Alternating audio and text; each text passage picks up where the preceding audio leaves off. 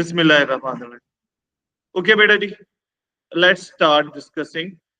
Let IGCSE. Figure shows how the resistance of a filament lamp changes as the current through the lamp changes. So this is the graph between the resistance and current. Right? अभी कुछ पूछा नहीं है. Let's move on. Describe how the resistance of the lamp changes. तो graph किधर जा रहा है? इंक्रीज हो रहा है. अच्छा, शुरू में constant थी resistance और after like 0.25 round about, तो वो ज्यादा इंक्रीज होने लग जाती है. सो what should be our answer? It is of 2 marks के यस के रेजिस्टेंस is constant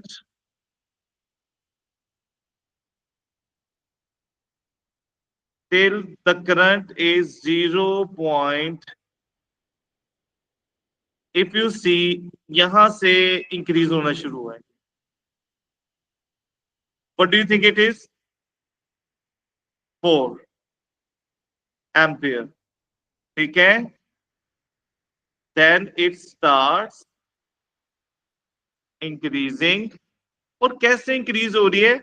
ये कर्व का मतलब होता है एट इंक्रीजिंग रेट, बड़ी fast rate. Fast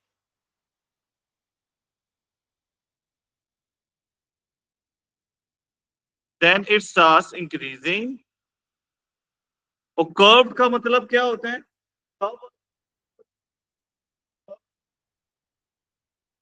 slow rate. तो increasing at faster rate. Right बेटा जी?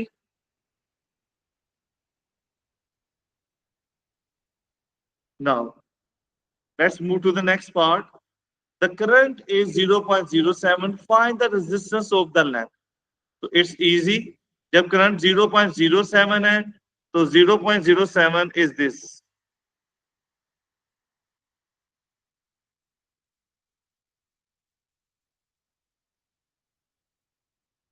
It's almost 25. Right? Or don't underestimate the unit. यहाँ ohm भी है simple.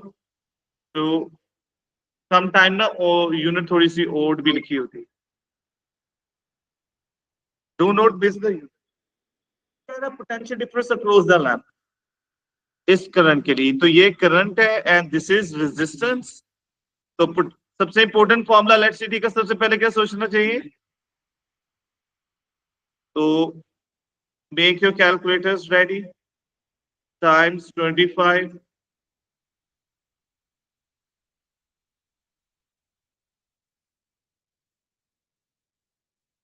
1.75. right? It will be in voltage. Here power being dissipated by the lamp. अब हमारे पास I भी है, R भी है, V भी है. तो बेटा पावर का एक फॉर्मूला होता है VI, एक फॉर्मूला होता है you can use any of these. You know this? What do you think? VI, shorter one. So let's use VI. इसके साथ लिख लेते हैं यहाँ पर. V is 1.75, I is 0.07.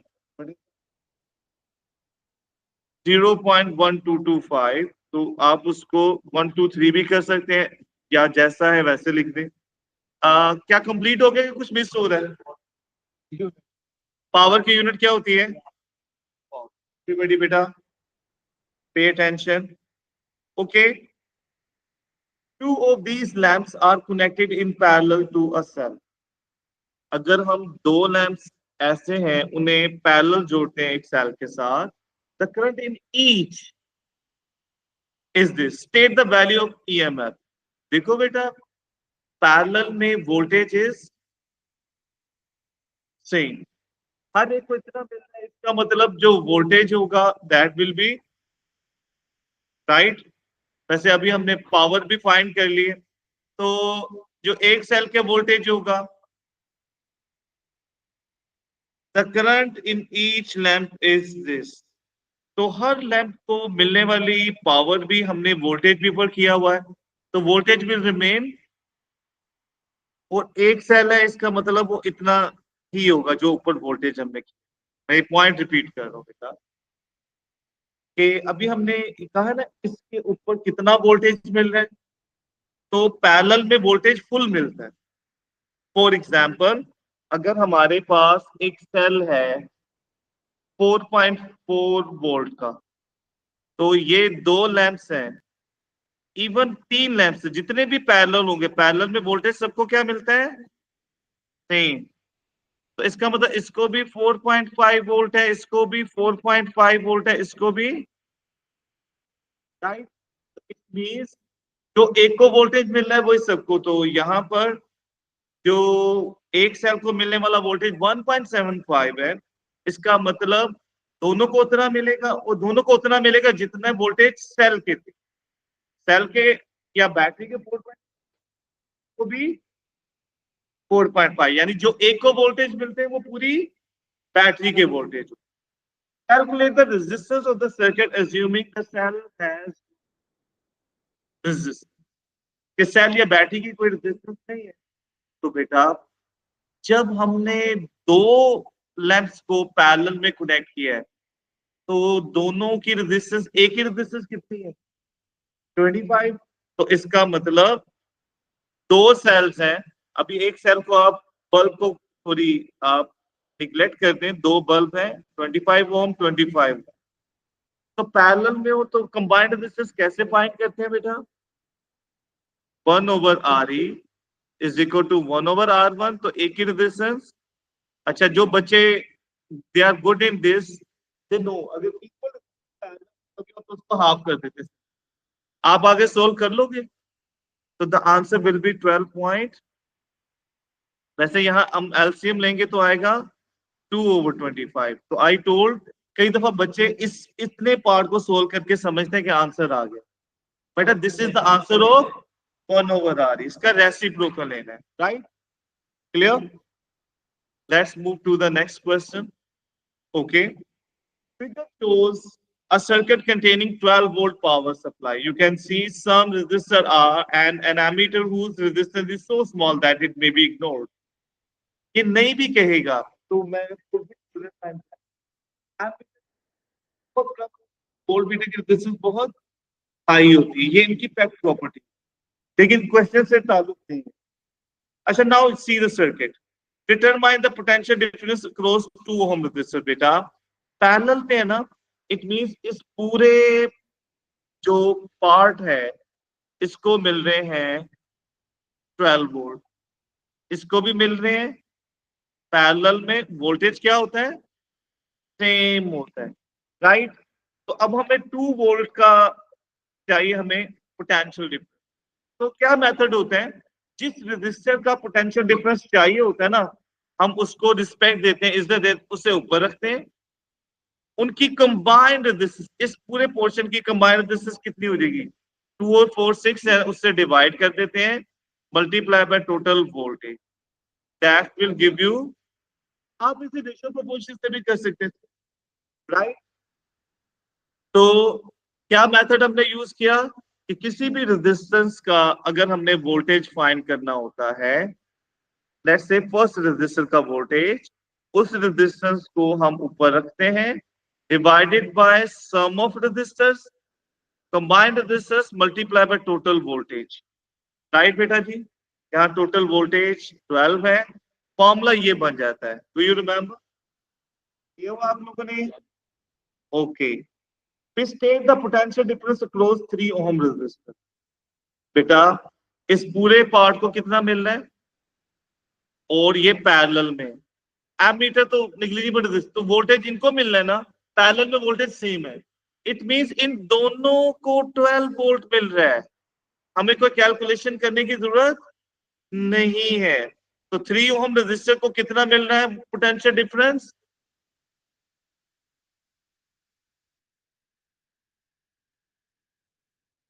Right बेटा जी। Calculate the effective resistance of 2 and 4 connected in series। तो अभी के 2 और 4 सीरीज में तो सिंपल ऐड कर लेते हैं ना, 2 + 4, राइट बेटा जी। और पैरेलल में हो तो कैसे करते हैं? तो दिस टेल्स आईजीसीएसई का पेपर बहुत इज इक्वल टू 1/। अच्छा, इसको सोल्व करेंगे। कोई बच्चा इसे डायरेक्ट बताना चाहे, एलसीएम लेना आता है, तो RE will be 6/3 means it will be 2, right बेटा जी। देखो ऊपर टोटल 12 वोल्ट था ना, 2 को 4 मिल रहा है, तो बाकी 8 वोल्ट 4 ओम वाले को मिले, ठीक है। जब व्हेन वी कैलकुलेटेड, इसको 12 वोल्ट है ना टोटल, यहाँ 4 वोल्ट इसे मिल रहा है, तो बाकी इसके पास आ जाएगा। फिर ये भी देखें, जिसकी रेजिस्टेंस डबल है उसके वोल्टेज भी डबल मिल रहे हैं। सीरीज में वोल्टेज रेजिस्टेंस के डायरेक्ट प्रोपोर्शन होता है। Calculate the reading on the ammeter. Series में वेरी राइट। अच्छा, कह रहा है calculate the reading on the ammeter.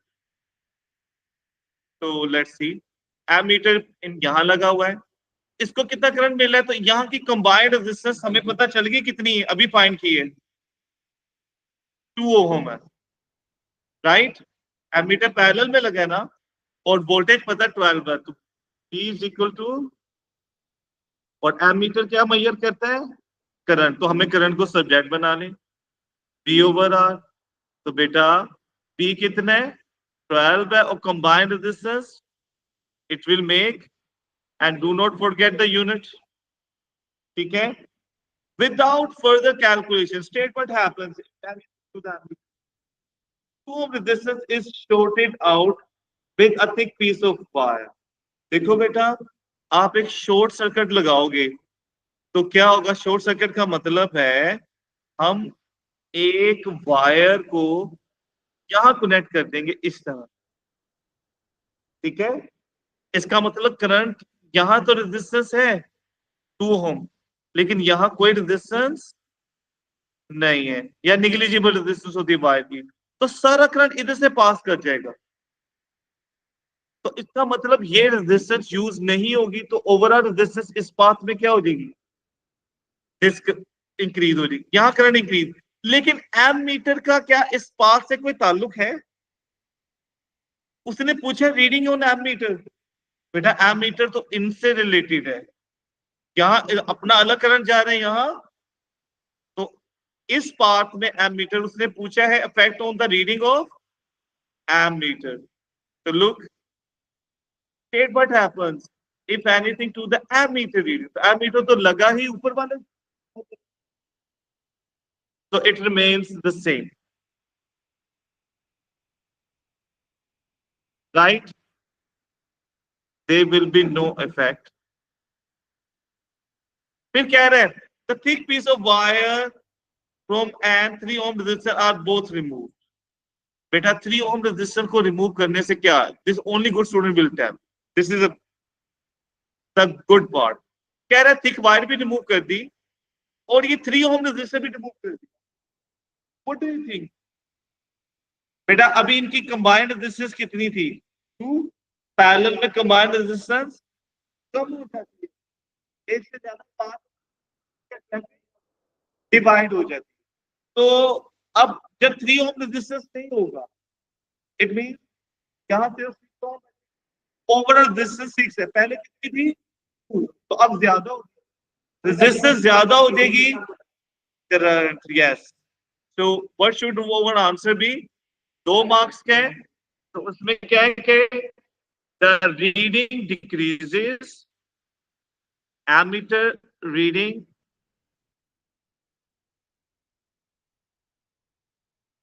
decreases।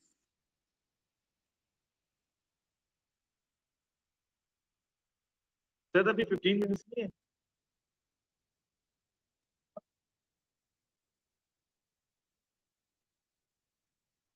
as resistance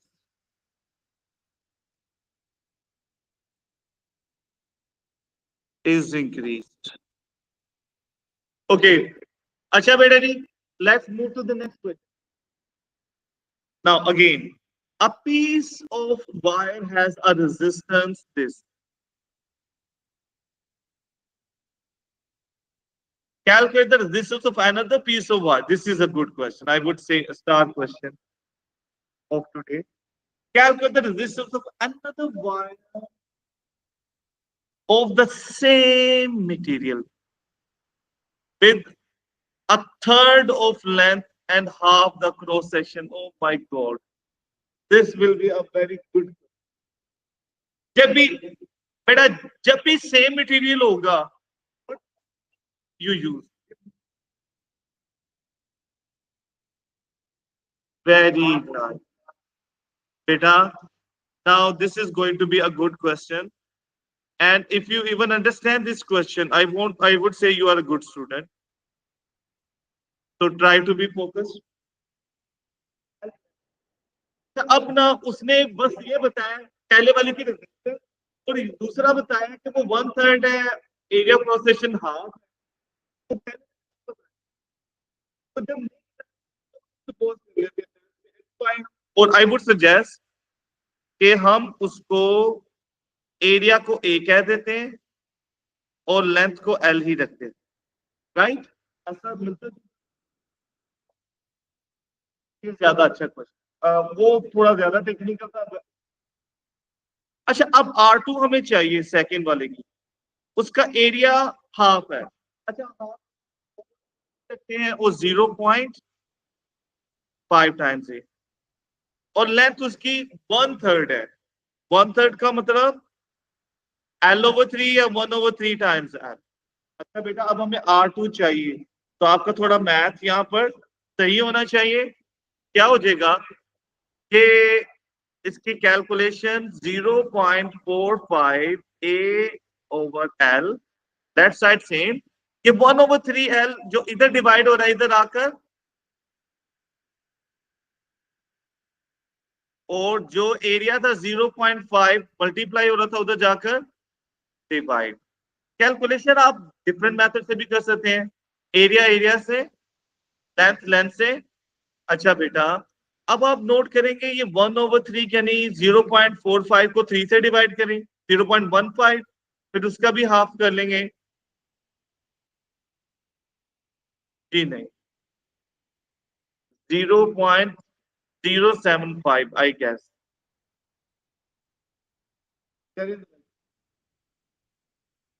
बेटा 3 पे डिवाइड करें ना बस, तो 0.15 है, और उसका आप 0.5, okay, yes yes yes, 0.3 is the answer, 0.3, okay okay. अच्छा जी, now coming to the next part, shows a circuit with 3 resistors and a power supply.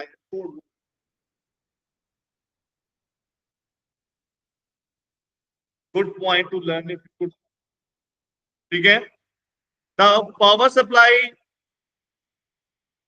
yeah, voltmeter 1 2 3 4 you can see, और ये 2 resistors लग रहे हैं, तो जी जी, 3 resistors 2 are in parallel। अच्छा जी, calculate the combined resistance of 3 resistors, कैसे करेंगे?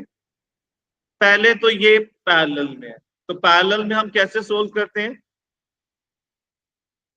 1 ओवर, यानी 1 over R E combined resistance will equal to 1 over 1 plus 1 over, जो दो होते हैं ना पैरेलल में उनको ऐड करते हैं।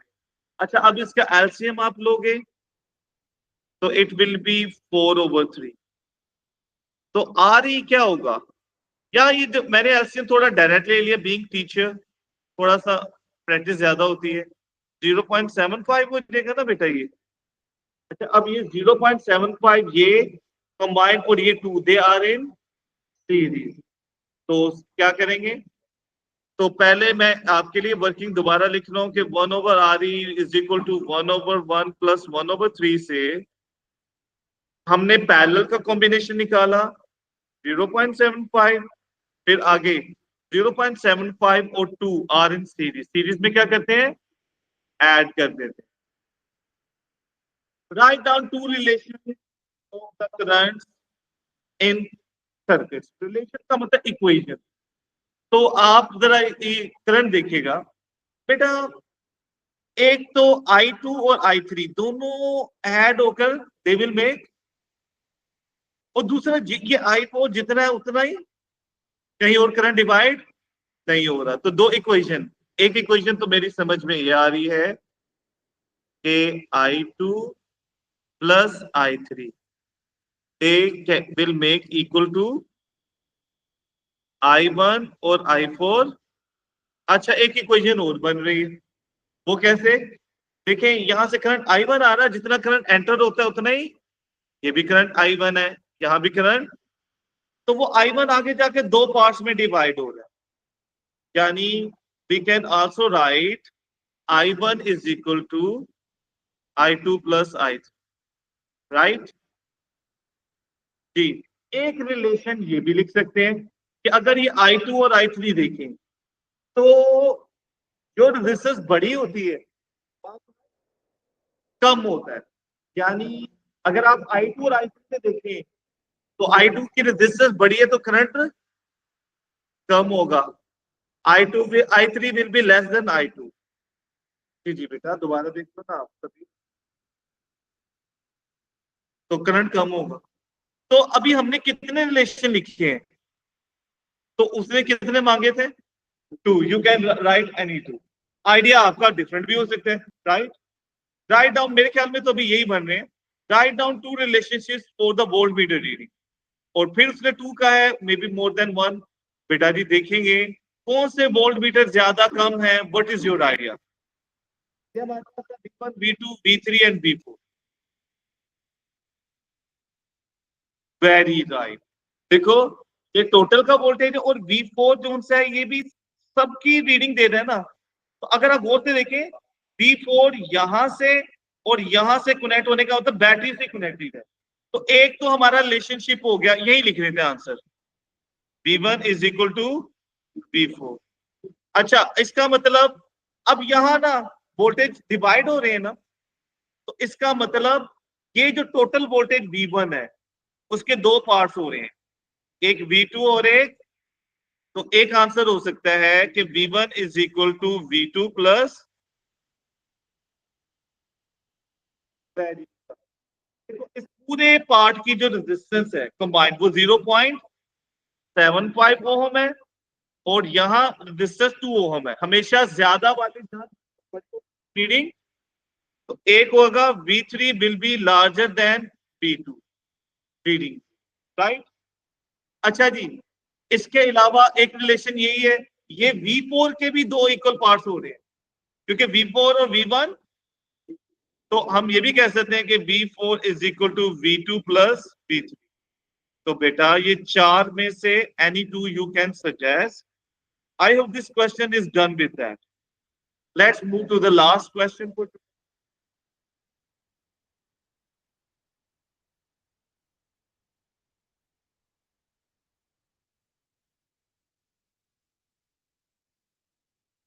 ओके, तो and a fuse connected to a power supply. तीन बल्ब्स हैं और ये है fuse. The EMF of the supply is this given. जो चीजें इंफॉर्मेशन गिवन होती है उसको आप हाईलाइट कर लिया करो। और each lamp is 220 volt label, इसका मतलब सबको नहीं मिलते हैं। 40 what is the power, this is the voltage. The rating of fuse is this. Rating का मतलब वो मैक्सिमम करंट जो वो अलाउ करेगा, उससे नीचे वाले करंट को अलाउ करेगा, इससे ऊपर वाले करंट को। फ्यूज एक लिमिट तक करता है ना, रेटिंग का मतलब करंट को अलाउ करेगा। The current in each lamp, बेटा पावर गिवन है तो पावर का सबसे इंपॉर्टेंट फॉर्मूला हमने पढ़ते हुए पढ़ा था, P is equal to VI। तो अब पावर कितनी है हमारे पास? 40, वोल्टेज कितना है? 220, करंट। अच्छा, ये 220 मल्टीप्लाई हो रहा है इधर आकर, divide. Can you please share the answer? It will be in decimals.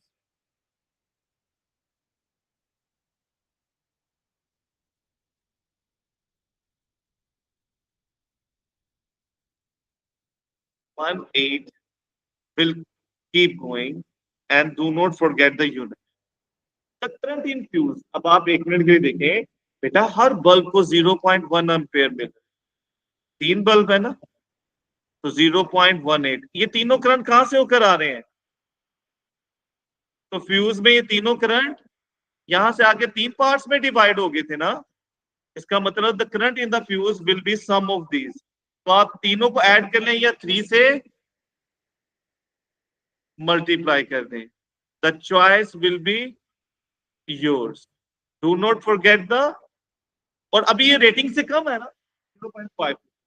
फिर कह रहा है total number of lamps all in parallel that could be connected without blowing the fuse. देखो एक बल्ब को चाहिए 0.18, तो बेटा नंबर फाइंडर से आपके पास ना पैसे हैं और आपको पता है एक चॉकलेट ऐसे आपके और 200 रुपीज और एक चॉकलेट 40 रुपीज की है, तो कितनी नंबर ऑफ चॉकलेट्स कर सकते हैं, उसको डिवाइड कर दें। तो इसी तरह बेटा टोटल नंबर जो टोटल करंट है उसे 1 करेंगे 7.111, लेकिन बेटा नंबर डेसिमल में नहीं होता, तो हम कंप्लीट वाला बताएंगे 11। ठीक है, वो उसने गिवन था ना कि उसकी जो रेटिंग थी वो 2 है मैक्सिमम करंट, तो एक बल्ब को चाहिए 0.18, तो कितने नंबर ऑफ बल्ब्स कनेक्ट कर सकते हैं? Can you last part for today, after a very long period of use the wire filament of one of the lens becomes thinner, बेटा एरिया ऑफ क्रॉस सेक्शन कम हो गया। Underline the effect of this change on the resistance of the filament, beta resistance is inversely proportional to, तो area कम हो गया है, the resistance will, right, underline करना था, हमने सर्कल कर दिया। the effect of this change on the power of lamp, now look बेटा, resistance इंक्रीज होगी ना, तो पावर का फॉर्मूला हमारे पास क्या होता है? आई स्क्वायर आर वी आई। बेटा यहाँ रेजिस्टेंस के साथ तो दो चीज एक वक्त में हैंडल करना, एक्सप्लेन करना आसान नहीं, तो हम कहेंगे बी स्क्वायर ओवर आर, क्योंकि वोल्टेज तो उतना ही मिलेगा ना जितना,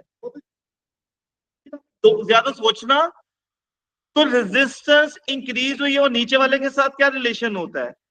इनवर्स, इसका मतलब पावर विल डिक्रीज। कर रहा हूं, आपके पास फॉर्मूला एक बी आई भी है, एक आपके पास आई स्क्वायर आर भी है, एक बी स्क्वायर ओवर। हमने ये क्यों किया, ये वाला प्रेफर क्यों किया? सिर्फ रेजिस्टेंस का पता चला, उसके साथ करंट को भी इफेक्ट होगा। फॉर्मूला जिसमें सिर्फ एक चीज चेंज हो रही है, फाइंड करना ज्यादा आसान। सो एज रेजिस्टेंस इंक्रीजेस, तो जो पावर लॉस है, the power V square over R will decrease. ये फॉर्मूला मेंशन करने का समझे, ठीक है, क्लियर? अच्छा, अगर हम इस फॉर्मूले में करते हैं ना, तो करंट के इंक्रीज होने से, रेजिस्टेंस के इंक्रीज होने से करंट भी, तो ये भी मेथड ठीक था। B इज इक्वल टू, अब जब रेजिस्टेंस इंक्रीज होगी तो करंट डिक्रीज होगी, तो तब भी पावर लॉस B तो उतना ही है, तो दोनों remain same, the power will decrease। Clear बेटा जी? So that is all for today.